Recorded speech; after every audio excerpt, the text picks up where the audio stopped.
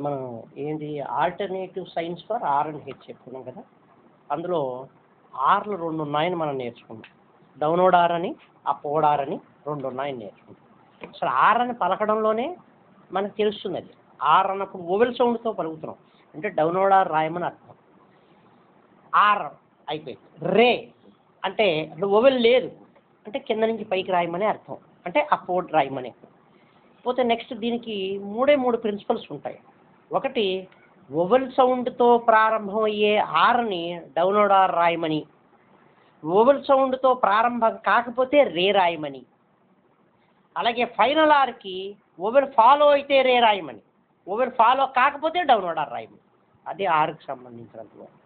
Next ఫైనల్గా ఏం చెప్తారంటే ఎమ్ ముందు రాసే ఆర్కి ఎప్పుడూ డౌన్వర్డ్ ఆర్నే రాయాలి, ఇంకేమీ వర్తించదు దానికి. ఎమ్ ముందు వచ్చేటువంటి ఆర్ని ఎప్పుడూ డౌన్వర్డ్ ఆర్నే రాస్తాం. అది దాని సంబంధం. అందుకని మీకు ఎగ్జాంపుల్లో చెప్పినప్పుడు కానీ లేదా వర్డ్స్ రాసినప్పుడు కానీ చూసుకుని ఉంటాం మనం. యారమ్ ఎమ్ ముందు ఉంది కాబట్టి డౌన్వర్డ్ ఆర్ రాసాం.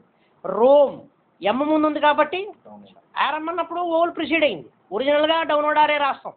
అక్కడ ఎమ్ ఉంది లేదు అనేటువంటి సమస్య కాదు. అదే రోమ్ అన్నాం, రోమ్ అన్నప్పుడు కూడా డౌన్వర్డ్ ఆర్ రాసాం. కారణం ఏమిటి? ఆర్ ముందు ఓవెల్ లేదు కానీ ఎమ్ ముందు ఆర్ ఉంది కాబట్టి రాసాం. అలాగే ఓవర్ అన్నాం, డౌన్వర్డ్ ఆర్ రాయమన్నాం, ఎందుకని ఓవెల్ ముందు ఉంది కాబట్టి. అది అక్కడ గమనించాల్సింది. సపోజ్ ఇందాక రిపేర్ అనే పదం వచ్చింది, డౌన్వర్డ్ ఆర్ రాయలేదు, రే రాసాం. కారణం ఇనీషియల్ ఆరే కానీ ముందు ఓవెల్ లేదు కాబట్టి ఇనీషియల్గా ఉండే ఆర్కి అంటే ప్రారంభం, ఇనీషియల్ అంటే ఏం లేదు, ప్రారంభంలో ఉండేటువంటి ఆర్కి అంటే పదానికి ముందుగా ఉండేటువంటి ఆర్కి ఓవెల్ ప్రిసీడ్ అయినట్లయితే డౌన్వర్డ్ ఆర్ రాయమని రూల్. ఒకవేళ ప్రిసీడ్ కాకపోతే రే రాయమని. రిపేర్ అనే పదంలో ఆర్కి ముందు ఓవెల్ లేదు కాబట్టి రే రాశాం.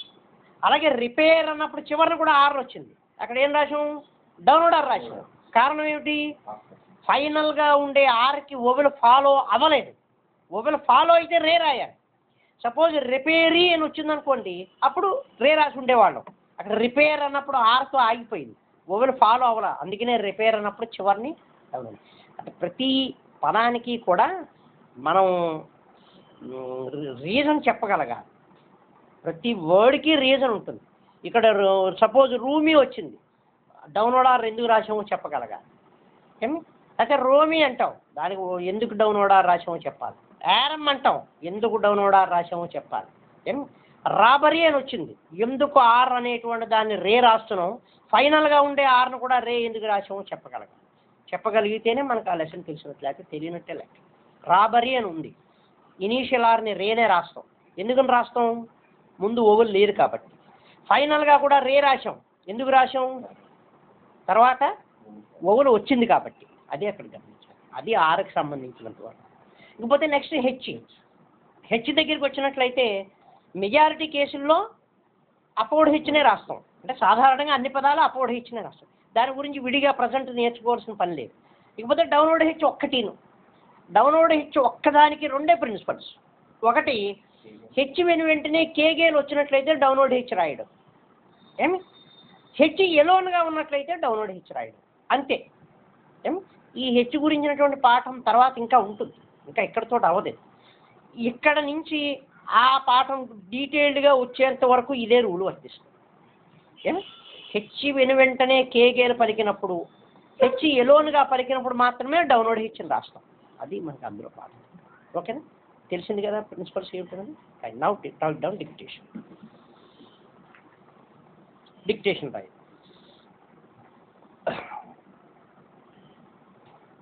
tarry, Arab, share, pair, heg, or, tear, rim, rotary, fairy, ream, wrote, fair, pair, fake, fair, roomy, రాబెర్రీ, షెర్రీ,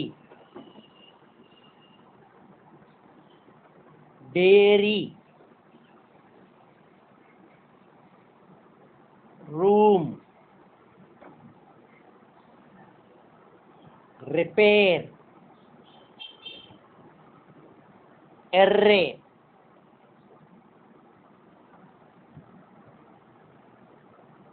ఎయిర్,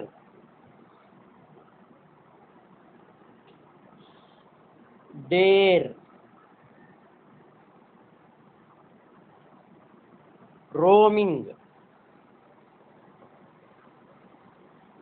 కర్రీ,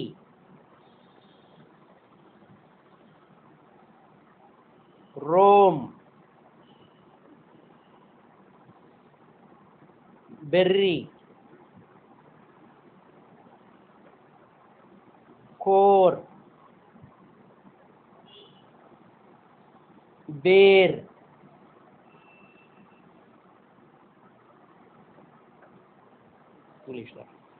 ఇంగ్లీష్లో రాయి.